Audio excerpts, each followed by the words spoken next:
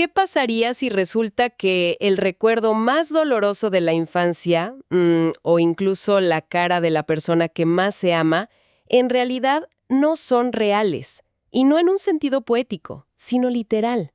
¡Wow! Empezar con eso es fuerte. Es que, a ver, ¿qué tal si no son memorias consolidadas ni percepciones objetivas? O sea, ¿qué pasaría si son simples alucinaciones baratas que el cerebro está fabricando en este preciso instante para mantener una narrativa? Claro, porque uno suele asumir que la realidad es algo, sólido, como si la mente fuera una simple cámara fotográfica que capta lo que está allá afuera. Vemos un árbol y pues registramos un árbol. Exacto. Y esa certeza, aunque a veces duela, es increíblemente reconfortante porque nos da piso, nos da estabilidad. Sí, totalmente. Es que esa supuesta solidez es el pilar de la cordura humana, digamos. Nos da una sensación absoluta de control para clasificar el mundo. Ajá, etiquetarlo, saber qué es peligroso y qué no lo es. Exacto. Y sentir que hay una historia lineal en la que somos los protagonistas. Así que quitar ese piso es literalmente asomarse a un abismo. Pues precisamente hoy nos vamos a lanzar de cabeza a ese abismo. Ok, vamos a desempacar esto, porque la exploración exhaustiva de hoy se centra en un análisis fascinante, muy disruptivo. Sí, sobre la naturaleza misma de la mente humana y la realidad. Vamos a usar como base un video de YouTube titulado ¿Crees que piensas? En realidad fabricas ilusiones. Es del canal Explorando un curso de milagros con Mo. Un material bastante denso, hay que decirlo. Muy denso. Y la misión de este análisis a fondo es desentrañar una premisa radical, esta idea de que lo que los seres humanos consideramos comúnmente como pensar o ver es en realidad un simple acto de fabricar imágenes mentales. Fíjate que lo interesante es cómo esta perspectiva desafía frontalmente, o sea, choca contra todas las corrientes modernas de superación personal. Sí, sí, sí, porque el objetivo de este autor no es simplemente mirar las interpretaciones superficiales, es entender la arquitectura misma de la percepción. Exactamente. Exige cuestionar el núcleo de lo que cualquier individuo consideraría como verdad. Y hay que establecer desde el principio que para cualquier persona que busque claridad mental en este mundo tan saturado de información, este es un tema clave. Claro, cuestionar la validez de los propios pensamientos es, pues, el atajo definitivo para evitar la sobrecarga emocional. Totalmente. Pero a ver, para entender por qué las filosofías modernas podrían estar equivocadas según esta visión, primero hay que definir el error de origen. O sea, ¿qué es lo que estamos haciendo mal cuando decimos la palabra pensar? Y el autor del video saca de ahí un principio muy categórico, Ajá, ¿cuál es? que el pensamiento basado en imágenes es un pensamiento falso.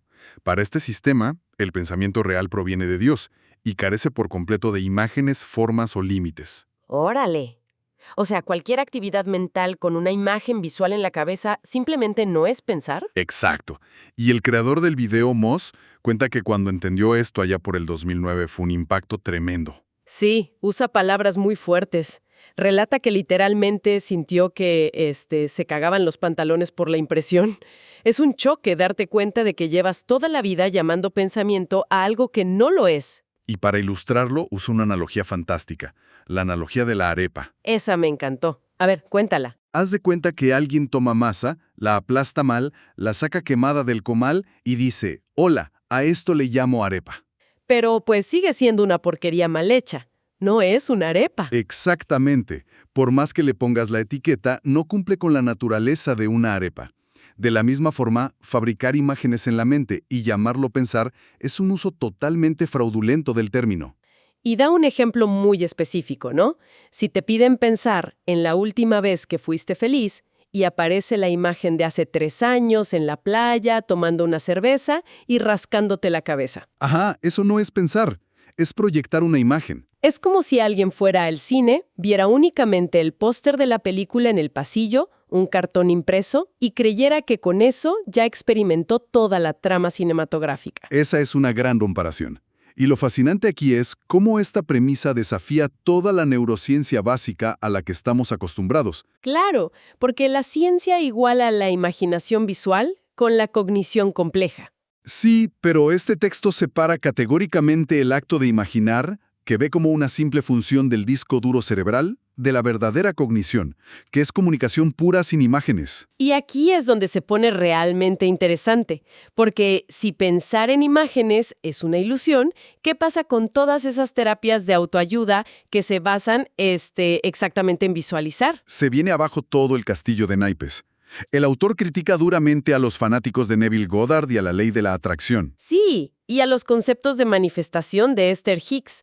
Los clasifica a todos como simple magia. Magia que depende de arquetipos, símbolos y, pues, imaginería.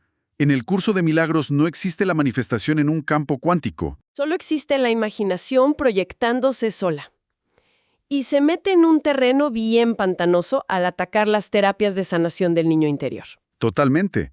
Esas terapias donde se pide ver la imagen del trauma original o las famosas 7 huellas de abandono. Las describe como perder el tiempo en nada. Y usa un lenguaje muy gráfico, muy de México, la verdad. Sí, sin pelos en la lengua. Habla de, y cito, pajearte la mente o hacerte una chaqueta mental al perdonar a una imagen fabricada en lugar de buscar la sanación real. Es una crítica durísima al autoengaño. Pero, a ver, espérame. Si a la gente le funcionan estas visualizaciones del niño interior para sentir paz, para calmar ataques de pánico, ¿por qué la fuente insiste en que es una trampa? Es una muy buena pregunta. O sea, ¿no es acaso un mecanismo útil? ¿Por qué descartarlo así? Si conectamos esto con el panorama general, la diferencia radica entre el alivio temporal y una reestructuración profunda. A ver, explícame eso. Intentar curar una ilusión con otra ilusión es como intentar apagar un incendio dibujando agua en un papel. El fuego real sigue ahí. ¡Wow! O sea, en la superficie te sientes mejor, pero el código base de la mente sigue operando en el miedo. Exactamente. La magia de reimaginar el pasado es simplemente reacomodar los muebles dentro de una celda, para que sea más cómoda. Reacomodar los muebles en la prisión. ¡Qué imagen tan potente! Pero el fuego, el verdadero problema, no se apaga. No. El verdadero objetivo es darse cuenta de que uno está en la prisión y pedir la llave para salir, no enfocarse en decorar la celda. Y uno pensaría que esto es puro misticismo oriental, pero la fuente conecta esto con la filosofía clásica. Y esto nos lleva a cuestionar la función misma de los ojos. Sí, es un puente intelectual brillante. La fuente declara que los ojos del cuerpo no ven en realidad, sino que fabrican imágenes. A esto le llama la sustitución de la visión de Cristo. Ajá. Y Mossey nombra explícitamente a Immanuel Kant y a Sócrates como sus verdaderos maestros a nivel teórico. Mencionar a Kant aquí me voló la cabeza. Cita el concepto de la crítica de la razón pura, ¿no? Así es. Kant decía que el ser humano percibe el fenómeno, o sea, la apariencia preconfigurada por la mente. Pero que jamás podemos ver la cosa en sí. Exacto. Esto plantea una pregunta importante. ¿El cerebro humano actúa literalmente como un casco de realidad virtual o un filtro que traemos soldado? Y la fuente dice que, a medida que entrenas la mente para dejar de fabricar imágenes, esa barrera del fenómeno empieza a ceder. Sí. De hecho, señala que algunas personas experimentan la visión de bordes de luz alrededor de los objetos. Y aclara que no son auras místicas. Es la evidencia de que el software está fallando, un glitch, de que la barrera de la imagen está cediendo. Y luego, para romper tanta densidad filosófica, Moss hace una broma genial.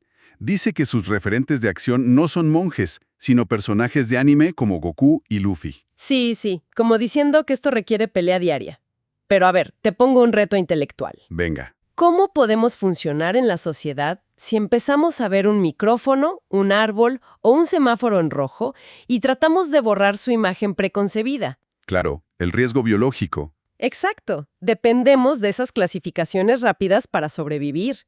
Si digo que el camión es una ilusión, me atropella. Es la objeción más lógica. Pero el objetivo de desactivar ese filtro de realidad virtual, aunque es incómodo, no significa ignorar la física del entorno. Entonces, ¿de qué se trata? Se frena en el semáforo en rojo, obviamente. Pero el verdadero esfuerzo es desactivar el apego emocional. Dejar de creer que esas imágenes contienen la verdad absoluta sobre tu identidad. O sea, interactúas con el código del juego para sobrevivir, pero recordando que es un juego. Y esto nos lleva a la aplicación radical. Sí, aterrizarlo en la crudeza del día a día. Porque ¿cómo se vive renunciando a las imágenes cuando tienes un problema real enfrente? El curso no es un curso del sentir bonito. Para nada. Es un entrenamiento mental riguroso que requiere análisis crítico. No es para guardarlo en legoteca junto a piense y hágase rico. Exige esfuerzo. Y el ejercicio de la lección 15 es muy claro. Mirar un objeto como este micrófono y decir, este micrófono es una imagen que yo mismo he fabricado. Parece un juego de palabras, pero el peso real viene cuando lo aplicas al dolor. Moltz da un ejemplo muy crudo de su propia vida. Sí, cuenta un conflicto donde la madre de su hija le impide verla, una situación biológicamente desgarradora. Exacto. Pero él dice que si se queda enfocado en la imagen fabricada de dolor y separación, que describe como fotografías pegadas girando alrededor de él, jamás logrará aplicar el perdón verdadero. Se queda atrapado en la celda. El objetivo final entonces no es hacer algo con la imagen dolorosa, no es mandarle luz a la expareja. No, es simplemente darse cuenta de que uno mismo fabricó esa imagen de sufrimiento. Es un balde de agua fría total. Mueve por completo el tapete de lo que consideramos real. Pero, entonces, ¿qué significa todo esto? ¿En qué sentido?